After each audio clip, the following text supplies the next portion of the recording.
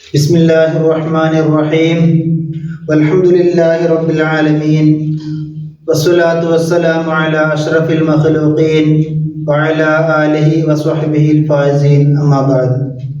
ബഹുമാനാദരവുകൾ നിറഞ്ഞ സത്യവിശ്വാസികളെ, വണ്ടൂർ ജാമിയ വഹബിയ അറബിയയുടെ വജ്ര ജൂബിലി ആഘോഷത്തോടനുബന്ധിച്ച് നടത്തപ്പെടുന്ന 60 ഓൺലൈൻ പ്രഭാഷണ പരമ്പരകളിലെ സഹജീവികളോടുള്ള കരുണയെക്കുറിച്ച് പ്രതിപാദിക്കുന്ന വിഷയമാണ് ഇന്നിവിടെ അവതരിപ്പിക്കപ്പെടുന്നത്.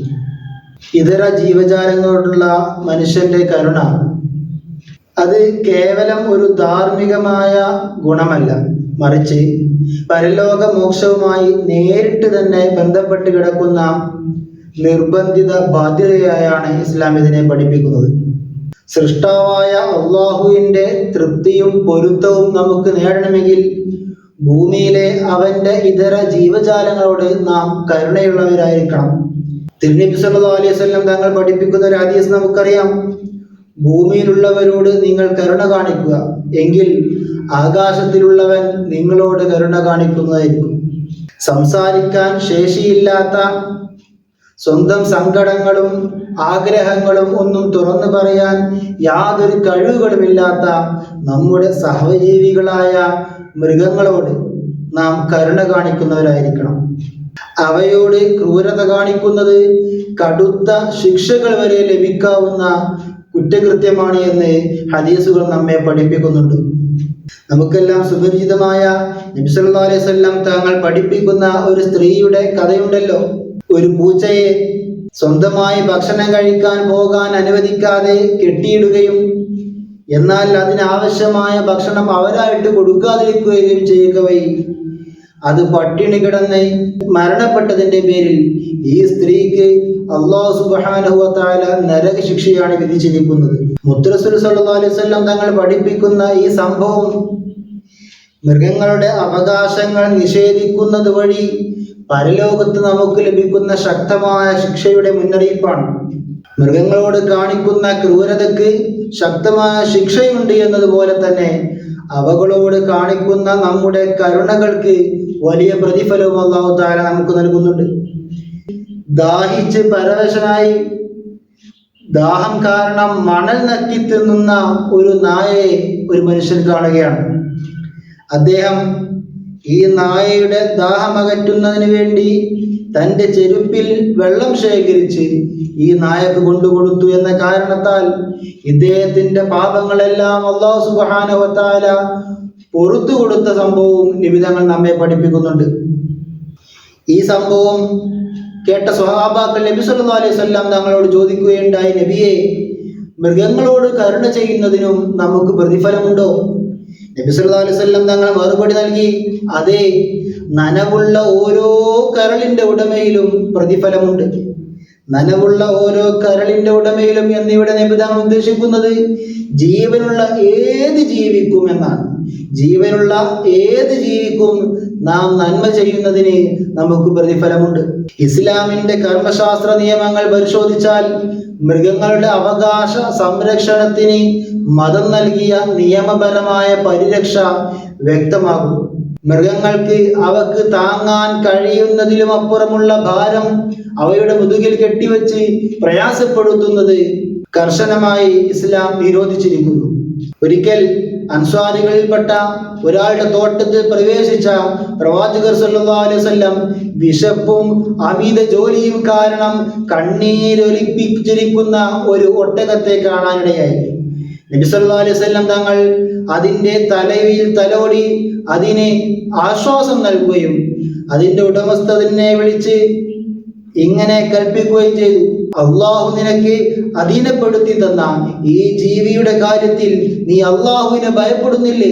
നീ അതിനെ പട്ടിണിക്കിടുകയും കഠിനമായി ജോലി ചെയ്യിപ്പിച്ച് പീഡിപ്പിക്കുകയും ചെയ്യുന്നുവെന്ന് അത് എന്നോട് പരാതിപ്പെട്ടിരിക്കുന്നു. സ്വന്തം ഉടമസ്ഥതയിലുള്ള മൃഗങ്ങൾക്ക് കൃത്യമായി തീറ്റയും വെള്ളവും നൽകൽ ഉടമസ്ഥന്റെ മേൽ നിർബന്ധ ബാധ്യതയാണ്.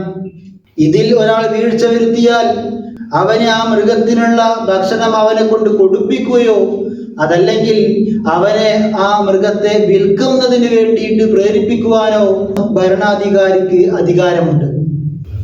അറവ് മൃഗങ്ങളോട് പോലും പുലർത്തേണ്ട ഉയർന്ന കരുണയെക്കുറിച്ച് കൃത്യമായ നിയമങ്ങൾ ഇസ്ലാം മുന്നോട്ട് വെക്കുന്നുണ്ട്. മൃഗത്തെ അറുക്കാൻ പോകുമ്പോൾ അതിന് ഭീതിയുണ്ടാക്കുന്ന തരത്തിൽ പെരുമാറരുത്. പ്രവാചകർ സല്ലല്ലാഹു അലൈഹി വസല്ലം തങ്ങൾ പറയുന്നു, തീർച്ചയായും അല്ലാഹു എല്ലാ കാര്യങ്ങളിലും നന്മ നിശ്ചയിച്ചിരിക്കുന്നു. നിങ്ങൾ അറുക്കുന്നുവെങ്കിൽ അറവ് ഭംഗിയാക്കുക. അറുക്കുന്നവൻ തൻ്റെ ആയുധം നന്നായി മൂർച്ച കൂട്ടുകയും അറുക്കപ്പെടുന്ന ജീവിക്ക് ആശ്വാസം നൽകുകയും ചെയ്യട്ടെ. ഒരു ആടിന്റെ കഴുത്തിൽ കാൽ വെച്ചുകൊണ്ട് കത്തി മൂർച്ച കൂട്ടിക്കൊണ്ടിരിക്കുന്ന ഒരു സ്വഹാബിയെ കണ്ടപ്പോൾ നബി സല്ലല്ലാഹു അലൈഹി വസല്ലം അദ്ദേഹത്തോട് ചോദിച്ചു, നിനക്ക് ഇതിനെ ഒന്നിനു പകരം 2 തവണ കൊല്ലണമെന്നുണ്ടോ? നിനക്ക് ഇതിനെ കിടത്തുന്നതിന് മുമ്പ് തന്നെ കത്തി മൂർച്ച കൂട്ടിക്കൂടായിരുന്നു? ഒരു മൃഗം നോക്കി നിൽക്കെ മറ്റൊരു മൃഗത്തെ നാം അറുക്കാൻ പാടില്ല. മൃഗത്തിന്റെ കുട്ടിക്ക് ആവശ്യമായ പാല് ബാക്കി വെച്ചുകൊണ്ട് മാത്രമേ നമുക്ക് ആവശ്യമുള്ള പാൽ നാം കറന്നെടുക്കാൻ പാടുള്ളൂ. മൃഗത്തിന്റെ കുട്ടിയെ പട്ടിണിക്കിട്ടുകൊണ്ട് പാൽ മുഴുവൻ നാം കറന്നെടുത്തുകൂടാ. പാല് കുടിക്കുന്ന ഒരു കുട്ടിയെ അതിന്റെ തള്ളയിൽ നിന്ന് വേർപെടുത്തുന്ന രീതിയിൽ വിൽപ്പന നടത്തുന്നതും ഇസ്ലാം കർശനമായി വിരോധിക്കുന്നുണ്ട്. അതുപോലെ മൃഗങ്ങളെ വെച്ചുള്ള വിനോദങ്ങളും ഇസ്ലാം കർശനമായി വിലക്കുന്നു. മൃഗങ്ങളെ പരസ്പരം കുത്തുകൂടിക്കൊണ്ട് നടത്തുന്ന വിനോദങ്ങളെയും ഇസ്ലാം കർശനമായി വിരോധിക്കുന്നുണ്ട്. ജീവനുള്ള ഒന്നിനെയും ലക്ഷ്യം വെച്ച് അമ്പെയ്ത്ത് പരിശീലനം നടത്തരുത് എന്ന് നബി സല്ലല്ലാഹു അലൈഹി വസല്ലം തങ്ങൾ വ്യക്തമായി നമ്മെ പഠിപ്പിക്കുന്നുണ്ട്. ഇബ്നു ഉമർ റളിയല്ലാഹു അൻഹു ഒരിക്കൽ യാത്ര ചെയ്യുന്ന സമയത്ത് ഒരു പക്ഷിയെ കെട്ടിയിട്ട് അതിനു നേരെ അമ്പെയ്ത്ത് നടത്തി പരിശീലനം നടത്തുന്ന കുറച്ചാളുകളെ കാണുകയുണ്ടായി. അവരോട് അദ്ദേഹം പറഞ്ഞു, തീർച്ചയായും ജീവനുള്ള ഒന്നിനെ ലക്ഷ്യം വെക്കുന്നവരെ പ്രവാചകർ സല്ലല്ലാഹു അലൈഹി വസല്ലം തങ്ങൾ ശപിച്ചിട്ടുണ്ട്. പക്ഷിമൃഗങ്ങൾ മാത്രമല്ല, പ്രകൃതിയിലെ സസ്യലതാദികളും കാരുണ്യത്തോടുകൂടി സംരക്ഷിക്കപ്പെടേണ്ടവ തന്നെയാണ്. യുദ്ധത്തിന്റെ സമയത്ത് പോലും സിദ്ദീഖ് റളിയല്ലാഹു അൻഹു തന്റെ സൈന്യത്തിന് നൽകിയ നിർദ്ദേശം പച്ചയായ മരങ്ങൾ വെട്ടിമുറിക്കരുതെന്നും ഫലവൃക്ഷ തൈകൾ നശിപ്പിക്കരുത് എന്നുമായിരുന്നു. ഈ അധ്യാപനം പ്രവാചക നിർദ്ദേശങ്ങളുടെ തുടർച്ചയായിരുന്നു. ഒരു വിശ്വാസി നടുന്ന തൈ വളർന്ന് അതിൽ നിന്ന് പക്ഷികൾ ഭക്ഷിച്ചാലും മനുഷ്യർ ഭക്ഷിച്ചാലുമെല്ലാം അതെല്ലാം അവന് ഒരു സ്വതക്കയായി രേഖപ്പെടുത്തുമെന്നാണ് നബി സല്ലല്ലാഹു അലൈഹി വസല്ലം തങ്ങൾ നമ്മെ പഠിപ്പിക്കുന്നത്. അന്ത്യനാൾ അടുത്തെത്തിയെന്ന് ഉറപ്പായാൽ പോലും കയ്യിലിരിക്കുന്ന തൈ മണ്ണിൽ നടണമെന്ന പ്രവാചക അധ്യാപനം ഈ ഭൂമിയെയും അതിലെ പച്ചപ്പിനോടും വിശ്വാസികൾക്കുണ്ടാകേണ്ട നിരുപാധികമായ കരുണയെയാണ് വ്യക്തമാക്കുന്നത്. പ്രകൃതിയോടും മൃഗങ്ങളോടും കരുണ കാണിക്കാത്തവന്റെ ആത്മീയത അപൂർണമാണ്. അവയോടെല്ലാം കരുണ കാണിക്കുമ്പോൾ മാത്രമേ ഒരാളുടെ ആത്മീയത പരിപൂർണതയിലേക്ക് എത്താൻ സാധിക്കുകയുള്ളൂ. സംസാരിക്കാത്ത ജീവികളുടെ അവകാശങ്ങൾ നിയമത്തിലൂടെ സംരക്ഷിച്ച മതമാണ് ഇസ്ലാം. ഞാൻ എൻ്റെ വാക്കുകൾ ഉപസംഹരിക്കുകയാണ്. അൽഹംദുലില്ലാഹി റബ്ബിൽ ആലമീൻ. അസ്സലാമു അലൈക്കും വറഹ്മത്തുള്ളാഹി വബറകാതുഹു.